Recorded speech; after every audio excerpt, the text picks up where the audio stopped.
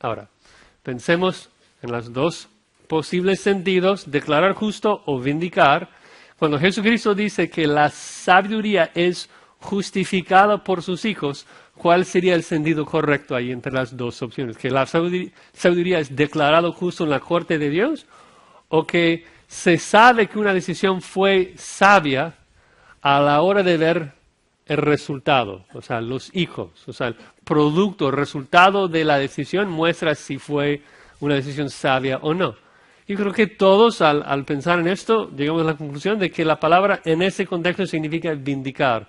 La sabiduría se vindica por medio de sus hijos, el producto de la decisión. Lucas 7, 29. Dice que los publicanos, cuando oyeron, justificaron a Dios, bautizándose con el bautismo de Juan. Ahora, los publicanos declararon que Dios era justo en su corazón, como que no tiene ningún sentido pensarlo de esa manera. Aún los publicanos vindicaron a Dios en ese momento. Lucas 10, 29. Un intérprete de la ley, después de escuchar que debía amar a su prójimo como a sí mismo, dice que queriendo justificarse a sí mismo, dijo a Jesús: ¿y quién es mi prójimo? Entonces, ¿el intérprete de la ley busca ser declarado justo en la corte de Dios o quiso vindicarse? Obviamente quiso vindicarse. Lucas 16, 15. Jesús dijo: vosotros sois los que os justificáis a vosotros mismos delante de los hombres. Otra vez el sentido claramente es el de vindicar, de buscar vindicación humana. Aún Pablo usa la palabra en ese sentido en algunos contextos. Por ejemplo, Romanos 3, 4. Él dice que Dios sea veraz y todo hombre mentiroso, como está escrito, para que seas justificado en tus palabras y venzas cuando fueres juzgado. Entonces, viendo la Escritura, viendo las veces que la palabra ocurre en el Nuevo Testamento, nos presenta con dos opciones. El de declarar justo, la forma que Pablo normalmente usa la palabra, y la idea de vindicar, la palabra que Jesucristo casi siempre lo usa así. Ahora les hago la pregunta. Pensando en Jacobo y su estilo, su vocabulario, ¿creen que es más probable de que él hable como su medio hermano, los que crecieron juntos en la misma casa, o que hable más como Pablo, alguien que escribe muchos años después del escrito del libro de Santiago? O sea, si solamente pensamos en eso, ni siquiera ver el contexto, creo que la conclusión obvia es probablemente va a usar la palabra como su hermano, como Jesús, en su sentido de vindicar. Entonces, armado con esa idea de que la palabra puede significar o declarar justo o vindicar, y que debido al uso de la palabra por Jesucristo, Jacobo probablemente lo usa en su sentido de vindicar, vamos a ver el contexto de Santiago 2 para confirmar o corroborar de que la idea es de que Abraham fue vindicado, la fe de Abraham fue vindicado a la hora de sacrificar a su hijo sobre el altar. Versículo 22. ¿No ves que la fe actuó juntamente con sus obras y que la fe se perfeccionó por las obras? Es decir, que tiene fe y esa fe se perfecciona por las obras como consecuencia de la fe. La fe actuó junto con las obras. Es decir, no puedes separar por completo la fe y las obras. Son cosas distintas, pero siempre juntas. De hecho, agrega, la fe se perfeccionó por las obras. La fe cumplió su propósito por medio de las obras. Una afirmación muy importante. Si hacemos la pregunta, ¿cuál es el propósito de la fe? Muchas veces cuando pensamos en la fe solamente pensamos en el perdón de Dios. De que la meta, el propósito, la razón por la cual Dios nos regala fe es para llegar a ser justos, para ser justificados. Y que como que se para allí. Pero no es así. La fe no solamente nos justifica, sino que también nos santifica. Y su propósito final no es la justificación, su propósito final es la glorificación. Entonces, la fe, claro, inicia librándonos de la pena del pecado, pero su fin es librarnos de la presencia del pecado. Por eso se perfecciona en la obediencia, porque la meta de la fe no solamente es nuestro perdón. La meta de la fe llega a su conclusión, llega a ser perfeccionado cuando nosotros en la gloria solamente estaremos haciendo buenas obras, cuando nosotros estamos totalmente transformados a la imagen de nuestro Señor Jesucristo. Versículo 23, tan importante. Y se cumplió la escritura que dice, Abraham creyó a Dios y le fue contado por justicia y fue llamado amigo de Dios. Entonces, si vemos el argumento, algo pasa primero, que Abraham creyó a Dios, y luego esa frase se cumple después cuando Abraham obedece.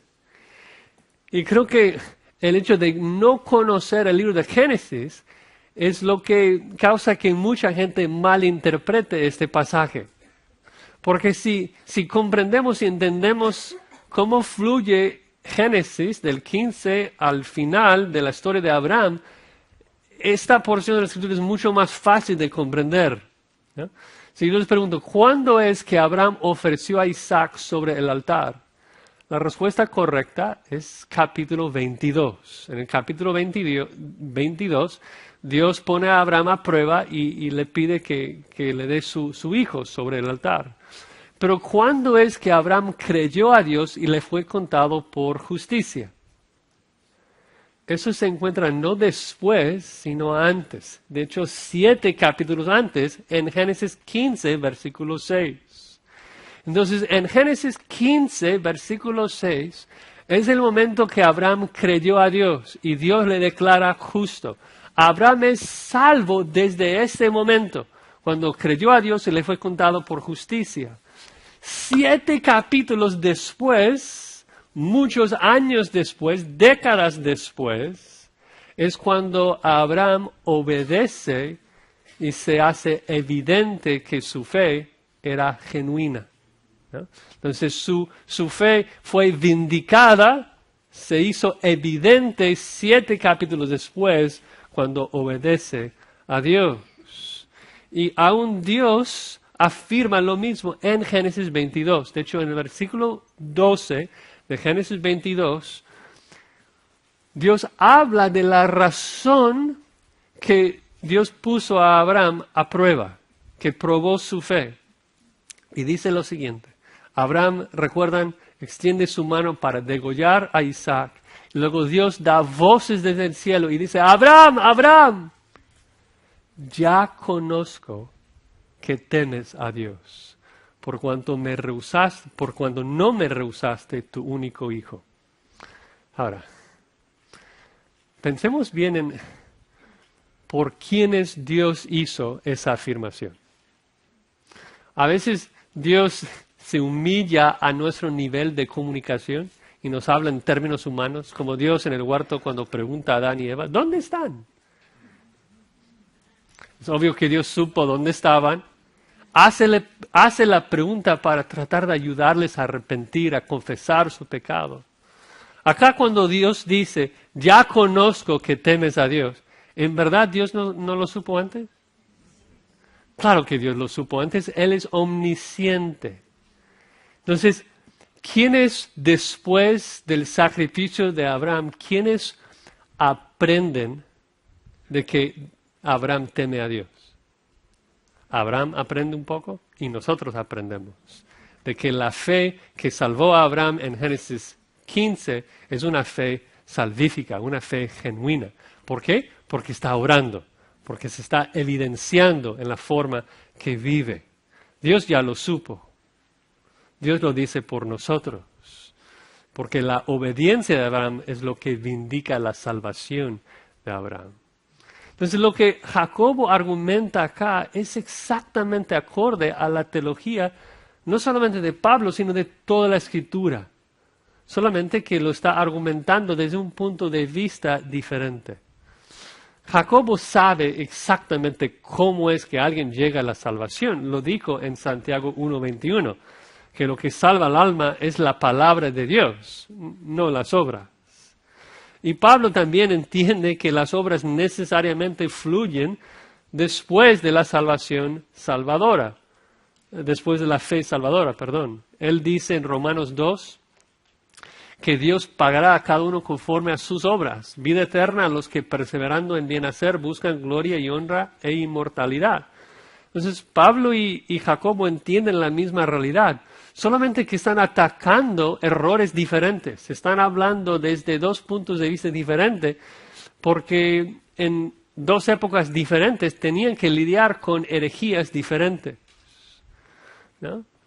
Y las dos verdades nos presentan con el balance bíblico, el balance perfecto. No podemos enfatizar ni minimizar ninguna de las dos verdades, que la salvación es por fe y esa fe siempre se evidencia por las obras. Entonces Pablo en sus cartas enfatiza más la razón de nuestra salvación, que es la fe. Jacobo acá explica más el resultado de nuestra salvación, que son las obras. Pablo combate contra los judaizantes que enseñaban que uno tenía que guardar las obras de la ley para ser salvo. Jacobo combate en contra de los libertinos que enseñaban que los salvos no tienen que obedecer a Dios con las buenas obras. Pablo enfatiza la justificación inicial que el impío recibe al momento de creer sin tomar en cuenta sus obras. Jacobo acá enfatiza la vindicación final que el creyente recibe cuando evidencia su salvación en su vida. Es decir, que Pablo nos habla acerca de la vindicación del impío. ¿Cómo es que el impío llega a ser salvo? Mientras que Jacobo habla de la vindicación del creyente.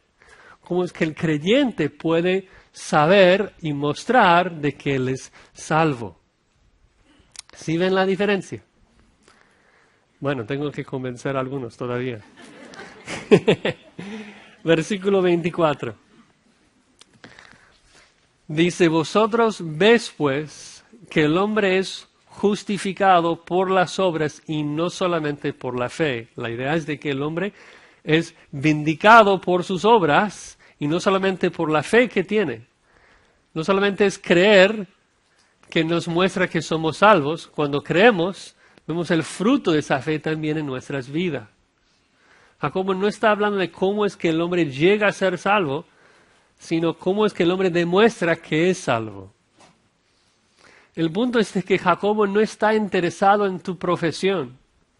Jacobo no está interesado en tu confesión, en lo que dices. Está interesado en tu eternidad. Y esto se muestra, o sea, el destino final de cada ser humano se determina si tienes una fe auténtica en Jesucristo o no. Y la forma que sabes si tienes una fe genuina es por el fruto que esa fe produce. Jacobo nos pregunta, ¿algún ser humano será recibido en la gloria sin haber hecho buenas obras? La respuesta es negativa, no.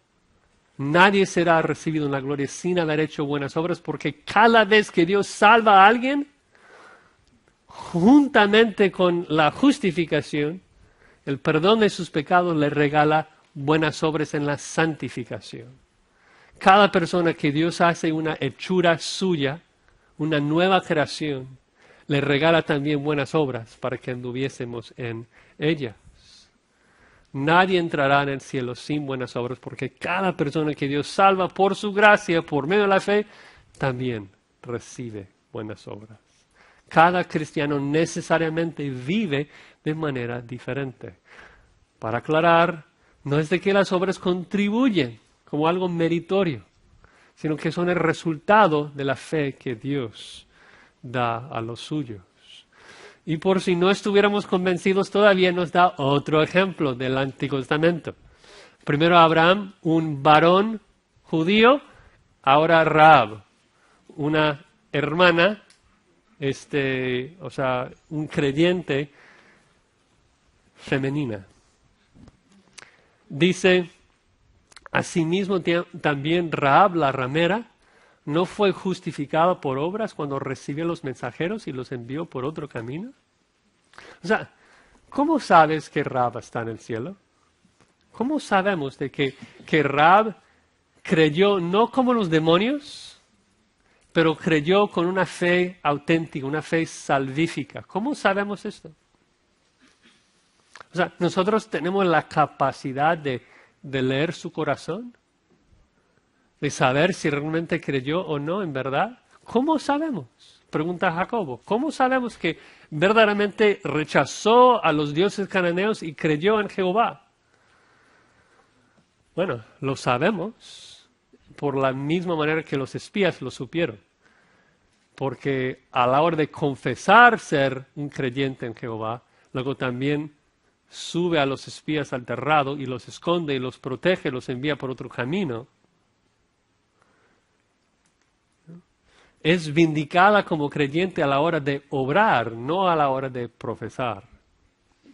Porque si Rahab hubiera dicho a los espías, yo sé que Jehová es Dios, es el verdadero Dios, y yo creo en Él.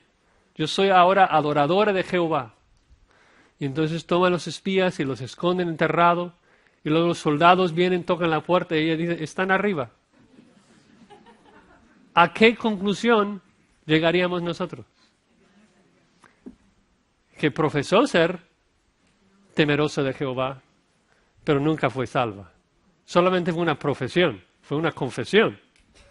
Pero Dios no obró en su vida, porque si Dios lo hubiera salvado, juntamente con la justificación hubiera venido la santificación y la glorificación. La salvación es un paquete de todo incluido, que empieza en la eternidad pasada y termina en la glorificación. Es imposible recibir uno de los elementos de la salvación sin los otros.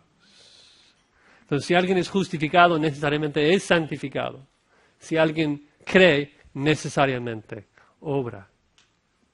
¿Sí? Entonces, Rahab es justificada como creyente porque muestra su fe por medio de sus obras. Y luego termina con una aclaración muy importante en el versículo 26. Porque como el cuerpo sin espíritu está muerto, así también la fe sin obras está muerta. Ahora, es una excelente ilustración acá, muy buena analogía. Porque todo el punto ha sido de que la fe y las obras son cosas distintas, uno que sigue después de la otra, pero no puedes separarlos por completo. Ahora, la pregunta, ¿hay una diferencia entre el espíritu y el cuerpo? La respuesta es sí, hay una diferencia, una clara diferencia entre el cuerpo y el espíritu. El cuerpo es la parte material, la parte física, el espíritu es la parte espiritual, ¿no? También existe una diferencia entre la fe y las obras. Somos salvos por la fe sin tomar en cuenta las obras, pero las obras siempre siguen después de la fe. Ahora, son cosas distintas, pero Jacobo nos pregunta, ¿el cuerpo puede existir sin el espíritu? ¿Sin que haya muerte? ¿El cuerpo puede existir sin el espíritu? La respuesta es no, lo necesita, lo necesita. También la fe puede existir sin las obras. No puede sobrevivir sin las obras, no puede existir sin las obras. Las obras siempre acompañan al creyente y sin ellas nadie será vindicado como creyente, nadie entrará en la gloria. Bueno, ¿un poco más convencidos ahora? Espero que sí. Tenía varias metas para el sermón. El primero fue explicar el pasaje, que no es un pasaje fácil de entender. A primera vista parece una contradicción, pero creo que a la hora de estudiar la Escritura, siempre vemos la perfección de la Escritura, de que ninguna frase en la Escritura contradice a ninguna otra frase de la Escritura, porque Dios es el autor de todo, y Dios no puede contradecirse. Dios siempre dice la verdad, por eso su palabra es verdad.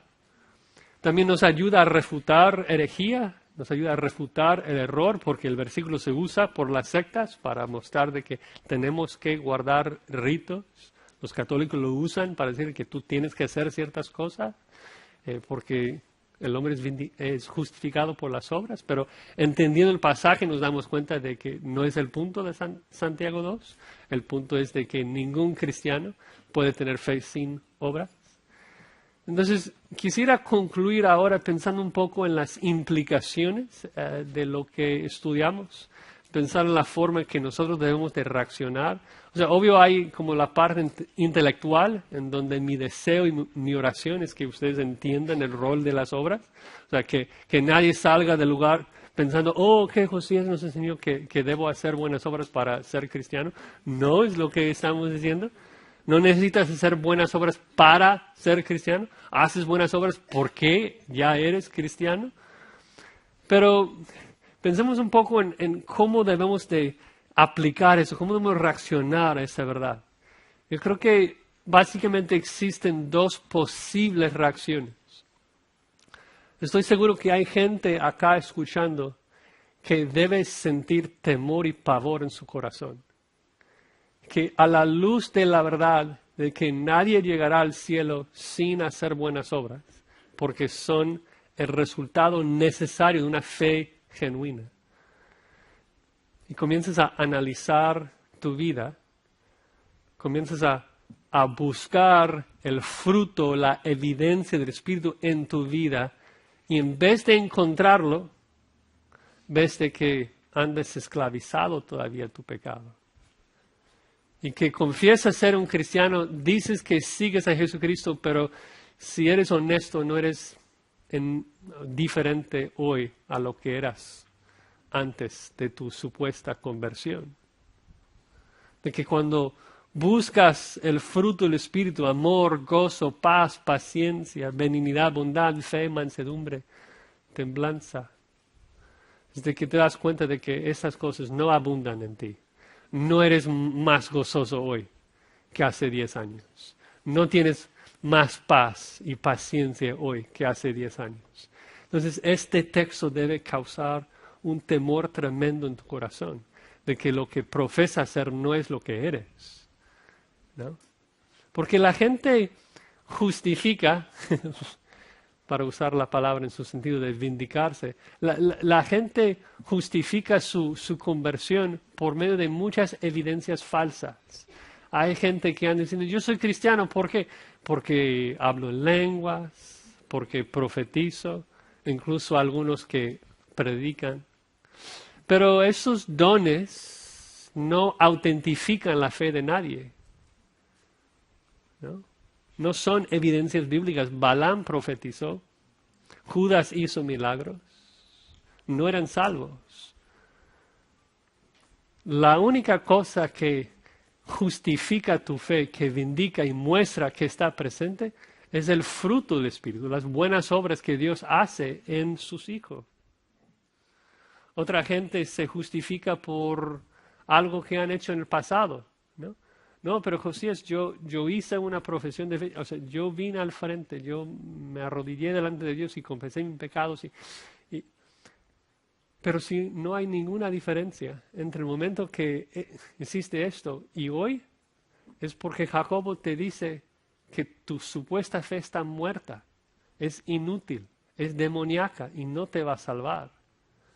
Porque lo único que vindica que nuestra fe es genuina es la santificación. Perdón. A veces Google está escuchando. Lo malo es que no puede convertirse. Entonces, el punto acá es de que lo que importa, de acuerdo a Jacobo, no es lo que profesamos. Lo que importa es lo que hacemos, ¿no? Y lo único que evidencia que nuestra fe fue auténtica y salvífica es si esa fe está produciendo cambios en nuestras vidas, ¿no? No importa lo que digas, importa la obra de Dios en la vida de alguien, que siempre se evidencia por medio de buenas obras, ¿no? Pero seguro hay otras personas acá que dicen, mira, Josías, yo no soy perfecto, yo no siempre ando en las buenas obras que sé que debo hacer, pero veo que soy diferente hoy que hace 10 años cuando confesé mi pecado y me arrepentí. Yo no soy lo que quisiera, yo quisiera tener más gozo y más paz y más paciencia, pero gracias a Dios cuando veo mi vida, veo que Dios me está transformando. Veo más deseo de orar hoy que hace 10 años. Veo más deseo de amar a mis hermanos hoy que hace 15 años. Veo que Dios está trabajando en mí. Y esta verdad de que las obras siempre son el resultado de una fe salvífica, debe ser un tremendo ánimo, una fuente de muchísimo gozo en la vida del creyente. ¿Por qué? Porque si las obras son el producto nuestro de un esfuerzo fallido de llegar a ser acepto delante de Dios, o sea, las buenas obras frustran terriblemente a las personas que piensan así. O sea, las personas que están metidos en sectas, que creen de que por medio de las buenas obras vamos a ganar nuestra salvación, es de que es una frustración terrible porque nunca puedes hacer obras suficientes para sentir acepto delante de Dios. Entonces las obras se convierten en una fuente de frustración. Nunca son suficientes. Pero para el cristiano, el hecho de que Dios regala buenas obras solamente a sus hijos nos anima. Porque a la hora de hacer una buena obra, el hacerlo confirma mi parentesco espiritual, confirma de que soy un hijo de Dios, porque Dios está obrando en mí, porque Dios no obra en los incrédulos de esa manera, obra en los creyentes, sus hijos. Entonces, para el cristiano las obras se convierten en una evidencia inconfundible de la salvación que Dios está obrando en nosotros. Entonces, no es que oro como los católicos o como los que están en las sectas, de que estoy orando y después de orar digo, uy, necesito orar más para que Dios me acepte, porque sé que debo orar sin cesar y no lo hago y como que es frustrante. Sino que como cristianos cuando oramos, a la hora de levantarme y orar, digo, o sea, esto no nace de Josías, yo soy carnal. Si tengo el deseo de orar, es porque alguien puso ese deseo allí. Tanto el querer como el hacer para su buena voluntad. Y si Dios puso el deseo de orar en mi corazón, ¿es por qué? Es porque soy hechura suya. Es porque soy su hijo. Entonces, el hecho de orar o hacer cualquier buena obra, de amar a mi hermano de manera sacrificial, sin querer algo de regreso, es como que eso es el amor de Dios que ha derramado en mi corazón. Y esto es lo que confirma más y más de que somos de Él, somos creyentes. Las obras nos alientan constantemente porque nos muestran que somos de Dios, somos su creación, quien está trabajando en nosotros y va a seguir trabajando en nosotros hasta que perfeccione su obra, ¿no? Y esto es otro ánimo, ¿no? La tremenda realidad de que las pocas buenas obras que hacemos hoy anticipan un día futuro, el día futuro en el nuevo cielo y la nueva tierra en donde solamente haremos buenas obras, que siempre tendremos gozo y paz y paciencia, porque seremos transformados a la imagen de Jesucristo. Lo que Dios está haciendo hoy poco a poco en nuestros corazones, hará completamente en el día final. Y eso es lo que nuestras almas deben de anhelar, ¿no? El día en que adoramos a Dios como Él lo merece. Amén.